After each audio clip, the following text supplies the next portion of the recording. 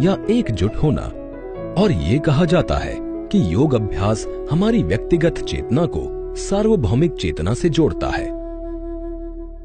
योग को व्यापक रूप से सिंधु सरस्वती घाटी सभ्यता की कालखंड 2700 ईसा पूर्व की अमिट सांस्कृतिक उत्पत्ति के रूप में माना जाता है। हालांकि पूर्व वैदिक काल में भी योग का अभ्यास किया जाता रहा है।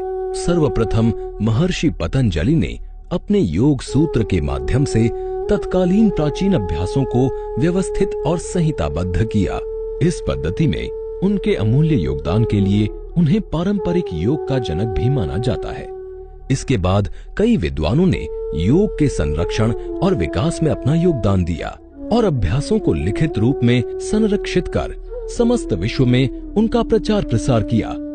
आज विश्व भर में लाखों लोग योग के अभ्यास से लाभान्वित हो रहे हैं। हाल के वर्षों में हुए चिकित्सा संबंधी अनुसंधानों में नियमित योग अभ्यास के कई शारीरिक और मानसिक लाभ बताए गए हैं। योग विभिन्न स्तरों पर कार्य करता है, जैसे शरीर, ऊर्जा, मस्तिष्क और मनोभाव।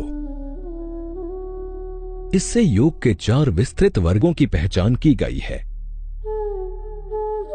ज्ञान योग, जिसमें मन का उपयोग किया जाता है। भक्ति योग, जिसमें भावनाओं का उपयोग किया जाता है।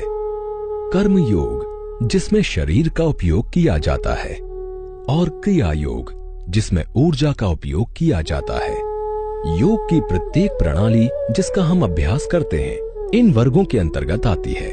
योग के विभिन्न विद्वानों द्वारा इन्हें आगे भी वर्गीकृत और विकसित किया गया है, जो इस प्रकार हैं: ज्ञान योग, भक्ति योग, कर्म योग, पातंजल योग, हठ योग, कुंडलिनी योग, ध्यान योग, मंत्र योग, लय योग, राजयोग, जैन योग, बौद्ध योग आदि।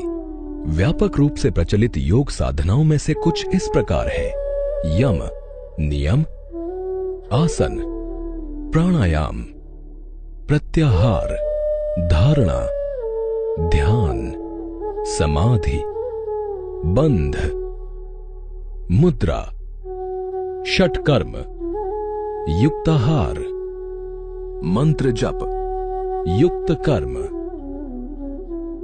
योग चिकित्सक को यौगिक प्रथाओं के मार्गदर्शक सिद्धांतों का पालन करना चाहिए। अभ्यास से पहले शांत शरीर और मन के साथ शांत वातावरण में योगाभ्यास किया जाना चाहिए। इसे खाली पेट या हल्के पेट किया जाना चाहिए। कमजोरी महसूस होने पर गुनगुने पानी में थोड़ी मात्रा में शहद का सेवन करें। शरीर की गतिविधियों को सुविधाजनक बनाने के लिए हल्के और आरामदायक सूती वस्त्र सुविधाजनक रहते हैं। जीर्ण रोगों या दर्द या हृदय संबंधी समस्याओं के मामले में योग अभ्यास करने से पूर्व चिकित्सक या योग चिकित्सक से परामर्श किया जाना चाहिए। अभ्यास के दौरान अभ्यास सत्र एक प्रार्थना या वंदन के साथ शुरू करना चाहिए, क्योंकि ये मन को शांत करने के लिए अनुकूल वातावरण बनाता है। शरीर और श्वास की जागरूकता के साथ योग अभ्यास को धीरे धीरे से मंद गति से किया जाना चाहिए। शरीर को न तो कसें और न ही झटका दें। अपने सामर्थ्य के अनुसार अभ्यास करें। गहरे मौन या शांति पाठ के साथ सत्र को समाप्त करें। भोजन व स्नान अभ्यास के 20 से 30 मिनट बाद ही किया जाना चाहिए। पूरी तरह तैयार होने पर जागरूक भाव से योग की दुनिया में कदम रखें और सदियों पुराने इस ज्ञान का लाभ उठाएं। योग की दुनिया में आपका स्वागत है।